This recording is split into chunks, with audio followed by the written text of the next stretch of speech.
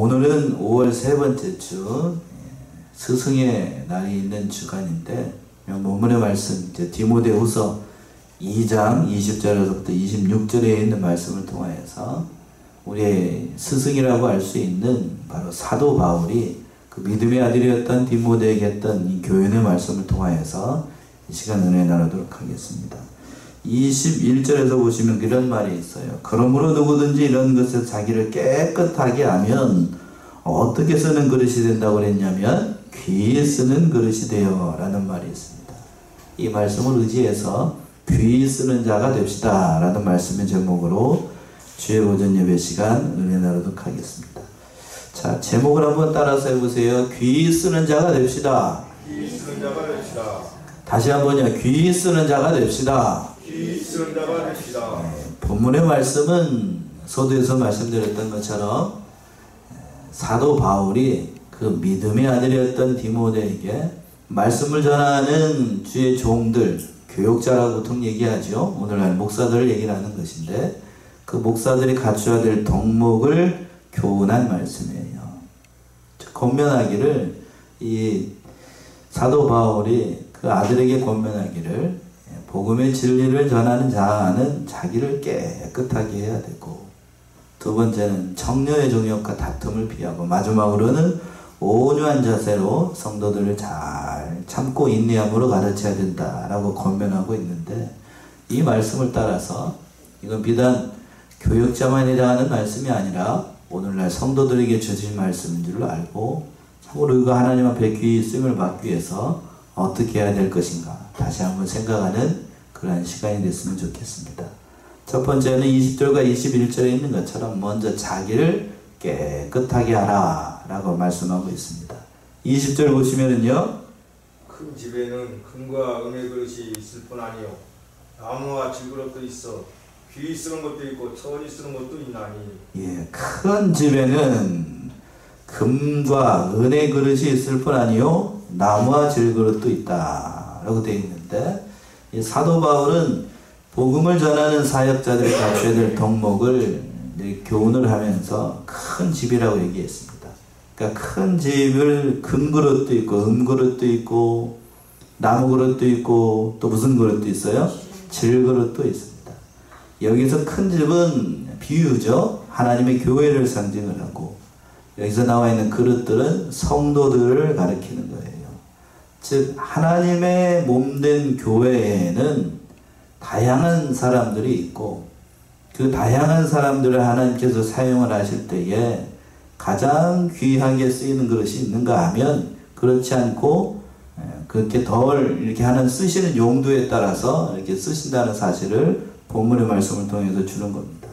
금처럼 또 은처럼 쓰는 사람이 있는가 하면 나무나 질그릇과 같이 그런 일을 몸으로 실천하도록 하는 사람이 있다는 얘기예요. 그래서 하반절에서 그랬지요. 귀 쓰는 것도 있고 또 천이 쓰는 것도 있다. 여기서 그릇의 종들과 쓰임의 차이는 각자에게 주신 재능과 은사와 사명이 다르기 때문에 나타나는 거예요. 즉 하나님께서 몸된 교회를 세우고 몸된 교회를 이렇게 하실 때, 돌보실 때에 우리 각자 성도들에게 주신 그 각자의 달란트, 은사를 따라서 하나님의 몸된 교회를 세워나간다는 사실을 유념을 해야 됩니다. 다 은그릇이 되고 다 금그릇이 되는 게 아니고 나무 그릇도 있고 또 무슨 그릇도 있다고요? 질그릇도 있다는 거예요. 재능을 따라서 주신 거예요. 마태 25장이죠. 마태 25장 14절 15절 보시면, 마태복음 25장 14절에서부터 15절 보시면, 그때 열둘 중에 하나는 가룟 유다라는 자가 25장 14, 15. 또 어떤 사람이 타국에 갈때 그 종들을 불러 자기 소유를 맡긴 것 같으니 각각 그 재능대로 하나에게는 금 5달란트를, 하나에게는 2달란트를, 하나에게는 1달란트를 주고 떠났더니, 예. 15절에서 14절부터는 또 어떤 사람이 타국에 갈때 그 종들을 불러 자기의 소유를 맡김과 같으니 각각 무엇대로요? 재능대로. 재능대로. 이걸 달란트라고 보통 성경에서 우리 교회에서는 그렇게 얘기하죠. 또 은사를 따라서. 그러니까 재능에 따라서 성도 각자에게 하나님께서 고유의 은사를 주셨다라는 뜻이에요. 근데 이 말씀을 잘못 이해하게 되면 하나님께서 그러면 사람을 차별하는가? 하나님께서 사람을 차별을 할까요? 그런 뜻이 아니에요. 이 말씀은 오히려 하나님께서 모든 인간을 다 신부까지 마음의 속까지 살피셔가지고 그 사람에게 가장 맡겨야 되는 일들을 맡긴다는 뜻이에요. 그러니까 어떤 사람은 그러니까 목회자로서 사명을 받아가지고 목회의 은사를 담당하는 사람이 있는가 하면 다른 사람들은 장로의 직분을 줘서 그 몸된 교회를 세워나가기 어렵고 어떤 사람은 권사, 어떤 사람은 집사, 또 어떤 사람들은 주방에서 봉사하는 은사, 어떤 사람은 청소하는 일, 또 어떤 사람은 찬양하는 사람, 또 어떤 사람은 회개하고 그따 모든 일들을 맡겨서 하나님 몸된 교회를 세우도록 사명을 주셨다라는 뜻이에요. 이전 하나님께서는 각 사람의 역량과 그 능력을 따라서 하나님께서 은사를 주시는 거고 그 능력을 벗어나는 너무 무거운 짐을 개인에게 주시지 않는다는 뜻도 담겨 있는 거예요. 가지고 있는 은사대로 달란트대로 5달란트, 2달란트, 1달란트 이렇게 맡기는 것뿐입니다. 5달란트 받았다고 해서 째내고 그럴 게 아니에요. 5달란트 남긴 종은 5달란트 남겨야 되고 2달란트 받은 사람 몇 달란트를 남겨야 돼요? 2달란트를 남기는 거예요. 그러면 하나님 나라에서 칭찬과 영광은 동일하다는 거예요. 그러니까 공평하신 거죠. 공평한 거예요.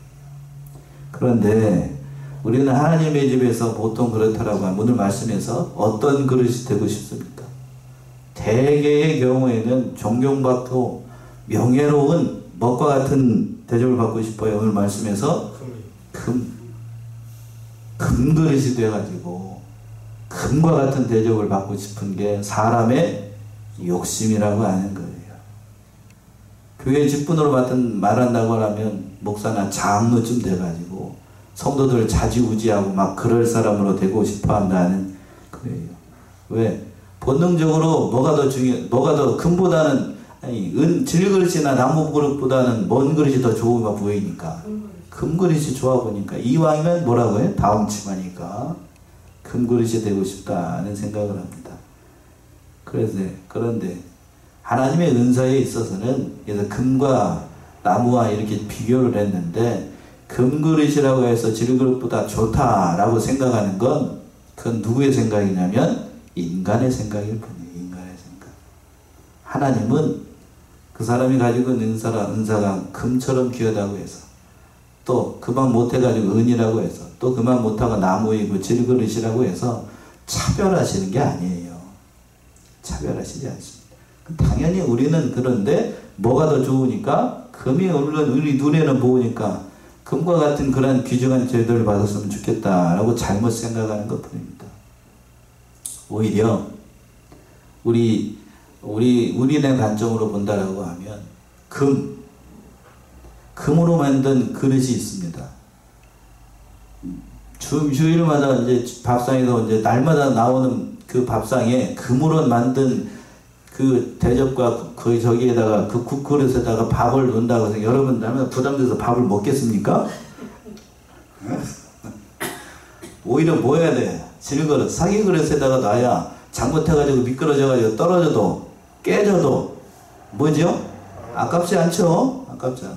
금에다가 저기 밥을 담아놨는데 남만 번쩍번쩍 해가지고 그냥 그거 어떻게 하겠냐고. 오히려 금이나 은에서가 저기 하는 건 그릇 반찬이나 밥을 담아놓는 건 그건 구색에 맞지 않는다. 우리는 그 잘못 생각하고 있는 거죠. 아무리 금그릇이 좋다고 해서 그 그릇에 맞지 않는 걸 담아놓게 되면 그거는 세상 사람들이 뭐 이상하게 생각한다. 정신없는 사람이라고 생각할 수 있고. 금은 어떤 거예요? 금그릇에는 좋은 돈이나 또는 좋은 보물을 삼겨가지고 저기에서도 가장 깊은 곳에다가 숨겨놓지요? 숨겨놓는다고. 그럼 꼭꼭 숨겨놔가지고 1년에 한 번 빛이나 볼까 말까 한다고. 여러분 그런 사람들 아니잖아요. 오히려 하나님의 나라의 관점에서 오긴다라고 하면 나무와 질그릇 것 같이 그런 사람으로 하나님께서 쓰시기를 원한다라는 뜻도 담겨 있는 거예요. 마찬가지로 하나님께서 주님의 뜻에 따라서 각각 어울리는 그 그릇들을 교회에 두셨는데 거기에 맞는 합당한 직분을 다 주신다고 하는 거예요. 그러니까 각양 은사가 다르듯이 우리 교회 안에서도 다양함을 인정을 해야 돼요. 누가 금그릇인가 은그릇인가 그런 자랑하지 말고 내가 오히려 더 낮은 자리에서 질그릇과 같이 나무그릇과 같이 하나님께 그렇게 쓰임을 받는 그러한 자가 되어야 되겠다. 중요한 사실은 내가 금이냐 은이냐가 중요한 게 아니고 맡겨진 직분에 대해서 내가 얼마만큼 충성을 다했느냐 이게 중요한 거예요. 세우신 위치에서 충성해야 됩니다. 그리고 충성하기 위해서 또 한 가지 중요한 사실 21절에 있는 것처럼 자기를 깨끗하게 하라고 당부하고 있어요. 21절 보시면 그러므로 누구든지 이런 것에서 자기를 깨끗하게 하면 귀히 쓰는 그릇이 되어 거룩하고 주인의 쓰심에 합당하며 모든 선한 일에 예비함이 되리라. 예, 21절의 말씀이 오늘 참 중요하죠. 그러므로 누구든지 이런 것에서 자기를 어떻게 하라고요? 깨끗하게 하면 자기를 깨끗하게 한다. 그 그릇 중에서 어느 것을 주인이 귀하게 쓰는가? 자기를 어떻게 하는가? 깨끗하게 하는가? 자기를 깨끗하게 한다는 것은 영적인 의미로 오늘 기도도 그렇게 하셨는데 자기의 죄를 어떻게 하는 사람들이 날마다 찾아서 회개하는 사람들. 이처럼 귀하게 사용되느냐 천하게 사용되느냐 하는 것은 그 그릇이 하나님께서 보실 때에 얼마나 정결하게 사용되고 있느냐 어떻게 정결하게 살고 있느냐라는 것이 더 중요하다는 거예요. 어떤 그릇이냐가 중요한 게 아니고 어떤 그릇이냐가 중요한 게 아니라. 그러니까 우리가 이 사실을 깨닫는다라고 하면 내가 몇 근이나 나가는가 그런 걸 재보는 게 중요한 게 아니고 자기 자신을 돌아봐서 귀하게 쓰임을 받으려고 하면 자신을 깨끗하게 하고 날마다 죄에서 멀어지는 그런 사람이 되어야 하나님께서 귀하게 쓰임을 받는다는 사실을 알아야 됩니다.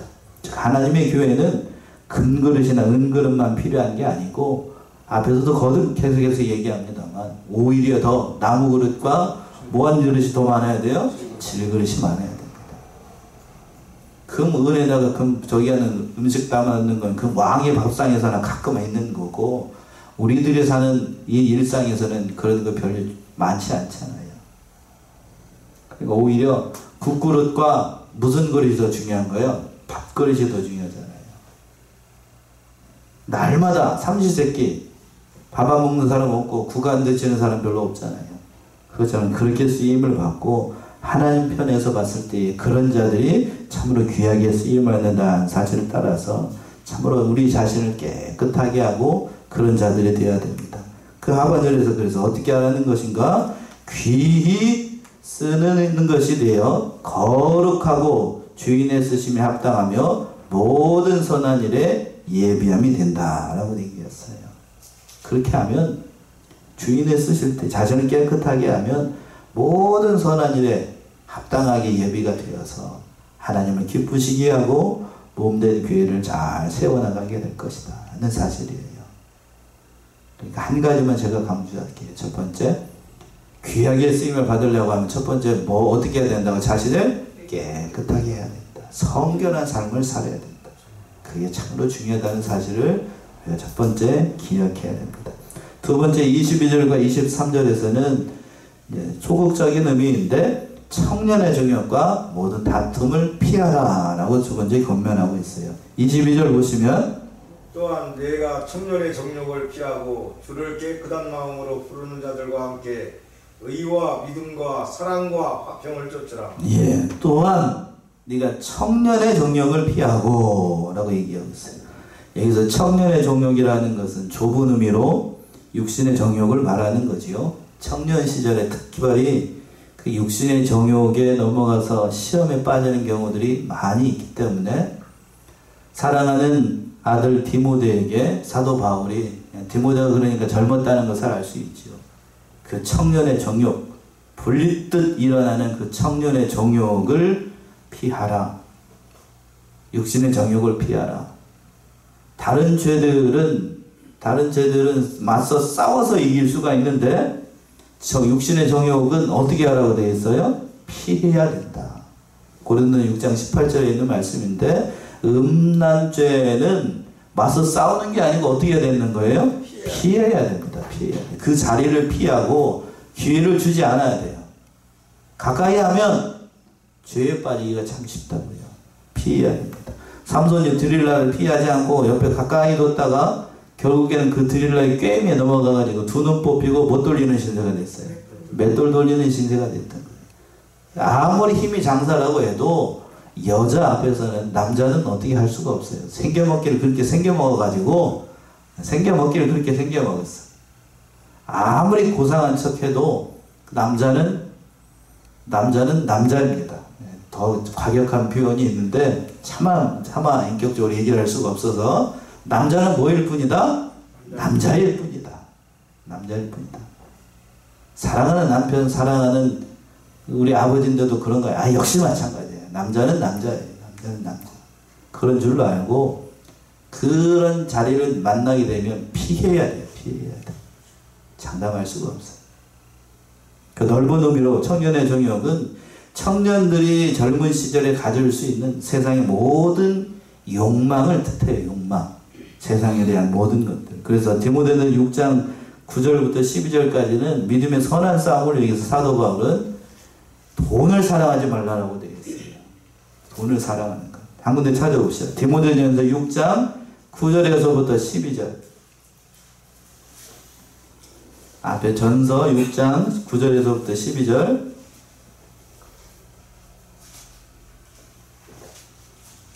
부하려는 하는 자들은 시험과 올무와 여러 가지 어리석고 해로운 정욕에 떨어지나니 곧 사람으로 침륜과 멸망에 빠지게 하는 것이라.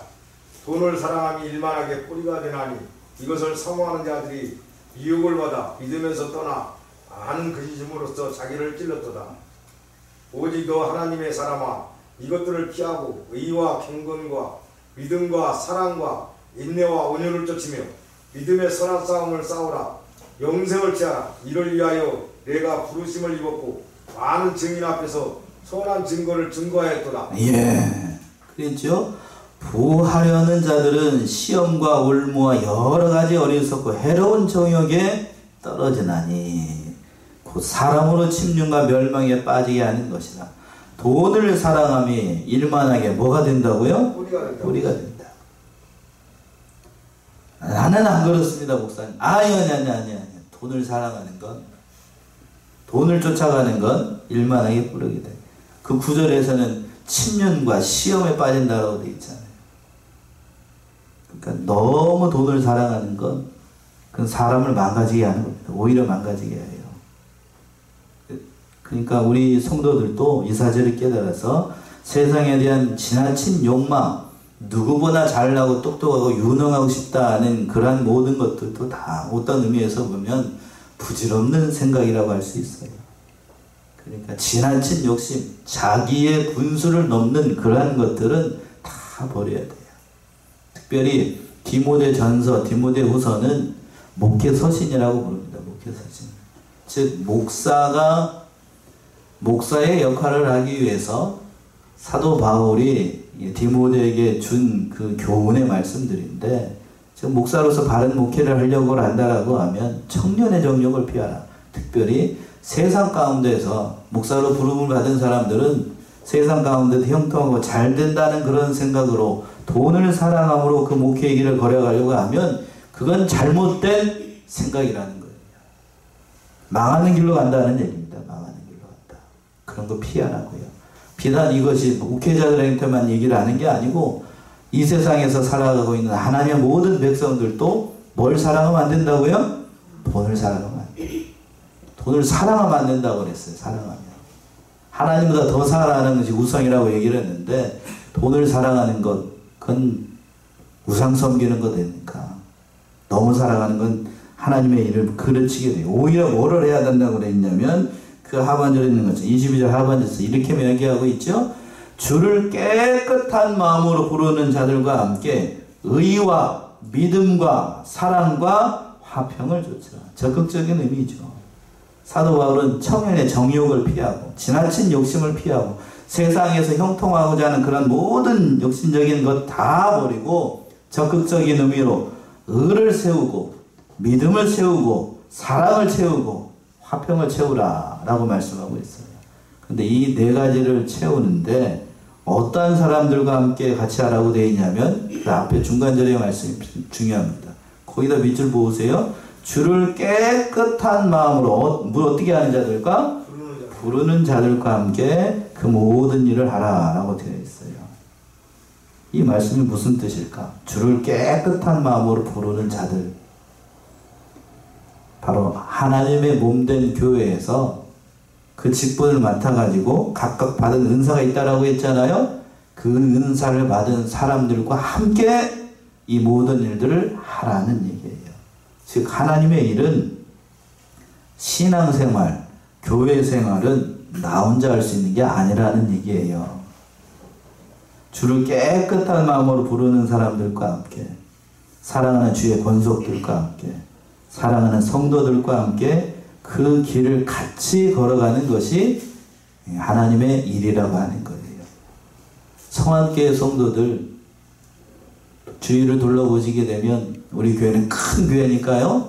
각각 부르신 은사가 다 있는 것처럼 나 혼자서 독불장군처럼 모든 것을 다 할 수 있는 게 아니라고 하는 거예요. 가정에서만 봐도 남편이 있고 누가 있어요? 아내가 있는 것처럼. 나 혼자 할 수 있는 게 아무것도 없다니까요. 그러니까 같이 그 모든 일들을 하는 것처럼 하나님의 교회에서도 몸된 교회에서도 성도들과 같이 그 모든 일을 한다 하는 거예요.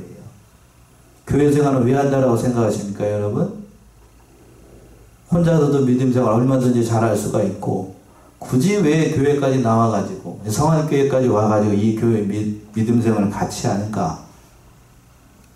한 교회에서 믿음 생활 하다 보면은 싸우기가 쉬운가? 화평을 이루기가 쉬운가? 싸우기 쉬운가요? 화평하기가 쉬운가요? 어느 쪽이에요? 네? 여러분들은 만나가지고 늘 화평한 말만 하고 싸우질 않나요? 교회에서는 혹시 그럴 수 있어. 자, 집으로 가봅시다. 집에서 늘 남편과 화평한 가운데 있다. 아니면 티격태격 틈만 나면 싸운다. 자, 1번 날마다 남편과 아내와 참 옹기종기하게 산다. 아니면 티격태격 말싸움할 때가 많다. 1번, 2번? 2번. 예, 싸울 때가 많죠. 예, 싸울 때가 많아. 그런 사람들이 모인 곳이 어디라고요? 교회입니다. 교회. 그럼 교회 생활을 왜 하는가? 성경 말씀에서는 화평을 이루라고 했습니다만 싸우면서 누구를 발견하는 거냐면 바로 누구를 발견해? 옆에 있는 사람? 아니, 나를 발견하는 거예요. 나를. 나와 같이 이렇게 못된 사람들이 모인 곳이 어디다? 어디다고요? 가정이고 교회다는 사실을 깨닫게 되는, 이 세상에 하나님의 몸된 교회에 주는 완벽한 교회, 완전한 교회는 이 세상에 있을까요? 없을까요? 없어요. 그런 데 없어요. 내가 완전하지 않은데 교회가 완전한다. 그거는 주님이 오셔야만 가능한 거고 이 지상에는 그런 교회가 없어요. 그래서 그걸 깨닫는 거죠. 같이 신앙생활하고 믿음생활하면서 저 사람도 저런 약점이 있구나, 이분도 이게 약하구나 하는 것을 보고 알고 깨달아서 그걸 어떻게 하는 거를 가려주는 역할을 하는 것이 교회예요. 교회. 그걸 드러내는 게 교회가 아니고 독립투사 나서 다 동네방개 떠들고 다니는 게, 그걸 드러내는 게 교회가 아니고 가려주는 게 교회라고요. 가려주는 게. 그걸 통해서 깨닫게 되는 거예요. 그래서 교회생활, 믿음생활을 같이 하는 거예요. 같이 하는 거. 하나님께서 나를 통해서 이루시거나 하나님의 의가 무엇인지, 이렇게 부족한 사람들을 데리고 하나님께서 몸된 교회를 세워나가시는 이유가 무엇인지 한 교회 안에서 같이 뭐하면서 화평을 이루는 게 아니에요. 같이 싸우면서. 같이 싸워야 싸우다 된다고. 자, 약점이 다 드러나니까. 그러면서 그 그 연약한 부분을 깨달아 나가고 그 같이 그런 사람들과 같이 또 화평의 길을 도모하면서 자기 자신을 깨닫게 되는 거예요. 그래서 교회 생활은 혼자 할 수가 없는 거예요. 신앙 생활은 혼자 하는 게 아니에요. 같이 있다 보게 되면 서로 뭐가 나누면 못하는 것이 부딪혀요. 부딪히면서 약점을 발견하고 다음에는 이런 일을 하면 안 되겠구나. 이런 말을 하면 안 되겠구나. 부딪히면서 알게 되는 거예요. 그래서 제가 가끔 그런 얘기를 했죠. 사람이 결혼하기 전에는 자기가 마냥 뭐한 사람인 줄 안다고요? 좋은 사람인 줄로 압니다. 수술하는 아침마다 일어나가지고 거울을 보면서 왜 이렇게 잘생겼어? 왜 이렇게 또 이쁘게 생겼어? 이렇게 생각을 할 수 있습니다만 법 없이도 잘 되겠다라고 그렇게 생각하는 사람이 있을지 모르겠습니다만 그러나 결혼하는 순간 그런 환상이 다 깨진다는 사실을 알게 됩니다. 남편이 잘생겨 보이고 아내가 이뻐 보이는 때가 유효기간이 얼마였습니까? 얼마였어요? 1년? 3년? 어떤 사람은 신혼여행 가가지고 그 모든 거 다 깨졌다고 얘기하는 사람들도 있는데 결혼하면서 알게 되는 거죠. 내가 뭐 했다? 속았다. 내가 속았다는 사실을 알게 되는 겁니다. 그러니까 결혼을 빨리 해야 되겠어요? 늦게 해야 되겠어요? 빨리 해야 됩니다. 빨리 해야 누구를 더 빨리 발견하니까? 다른 사람이요? 아니요. 나를 빨리 발견하니까. 지극히 현실적인 거예요. 결혼은 아름다운 결혼하는 순간 그냥 꿈같이 동화에서나 나오는 것처럼 신데렐라나 백설공주가 그런 얘기를 하잖아요. 콩쥐팥쥐에서도 왕자를 만나가지고 아들 딸 낳고 영원토록 뭐하게 지냈더라? 행복하게 살았다. 그렇습니까? 그렇지 않죠. 그건 동화에서나 나오는 얘기고 오늘날 현실을 살고 있는 오늘날 한 교회 안에서도 역시 마찬가지예요. 교회 안에서 그 모든 것을 다 도모한다라는 거 어려운 거예요. 그래서 그런 과정을 통해서 나를 발견하게 되는 겁니다. 그래서 몸된 교회를 믿음 생활을 하는 거고 가정 생활을 이루어 나가는 거예요. 자, 그런 일들을 하기 위해서 우리가 마냥 좋은 사람이 아니라는 것을 깨닫게 하는 것이 교회 생활이고 믿음 생활하는 거니까 여러 옆에 있는 사람들과 화평을 도모하는 일을 하기 위해서 하나님께서 몸된 교회를 이렇게 세워나갈 수 하는 거예요. 자, 23절을 보시면 또 이걸 피하라고 그랬어요. 23절. 마땅히 주의 종은 23절. 어리석고 무식한 변론을 버리라. 이에서 다툼이 나는 줄을 아니라. 예, 어리석고 무식한 변론을 피하라. 예. 또 가반절에서 이에서 다툼이 나는 줄을 알미라. 그러니까 헛된 변론이나 헛된 그런 모든 다툼은 피하라는 얘기예요. 싸우지 말라. 그러니까 이단이나 잘못된 사상을 가지고 있는 사람들 한두 번 권면해서 되는 일이지 그 진리에서 떠난 사람들 아무리 얘기를 해봐야 나의 신앙에 유익이 되지 않고 그 떠난 사람을 돌이킬 방법도 없어요. 다만 누구에게 맡기고 하나님께 맡기고 기도할 뿐이라는 사실을 깨닫게 하는 말씀이에요. 그러니까 우리가 이 사실을 깨달아서 참으로 귀한 진리의 말씀, 청년의 정욕을 피하고 다투지 말고 그렇게 하면 하나님께서 쓰시기에 귀하게 쓰임을 받는 그런 사람이 될 수 있다. 두 번째 얘기하고 있습니다. 마지막으로 세 번째 24절과 26절에 있는 것처럼 온유한 마음으로 인내하면서 잘 가르치는 종이 되라 라고 말씀했습니다. 24절 보시면 마땅히 주의 종은 다투지 아니하고 모든 사람을 대하여 온유하며 가르치기를 잘하며 참으며. 예. 마땅히 주의 종은 뭐하지 않고 다투지 않고 모든 사람을 대하여 온유하며 가르치기를 잘하며 참아야 된다라고 했어요. 마땅히 주의 종은 다투지 않는다. 몸된 교회를 세우는 주의 종의 덕목에 대해서 얘기를 하고 있는 것인데 여기서 주의 종이라고 해서 하나님의 몸된 그 교회를 이끌고 있는 종들에게만 해당되는 말씀이 아니고 오늘날 모든 성도들에게 동일하게 적용이 되는 말씀이에요. 그러니까 주의 종을 빼고 거기에다가 여러분 이름을 넣게 되면 이렇게 되는 거예요. 제 이름을 넣어볼까요? 마땅히 재승이는 뭐 하지 말고 다투지 않고 모든 사람에 대하여 온유하고 가르치기를 잘하면 또 어떻게 해야 되고 참아야 되고.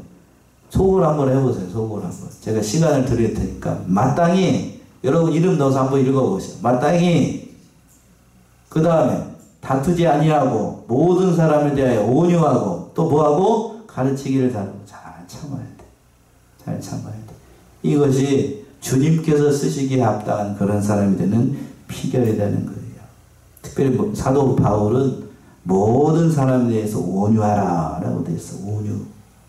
국어사전에 보니까 온유라는 마음은 마음이 부드럽고 행동이 친절한 사람을 얘기를 한다고 합니다.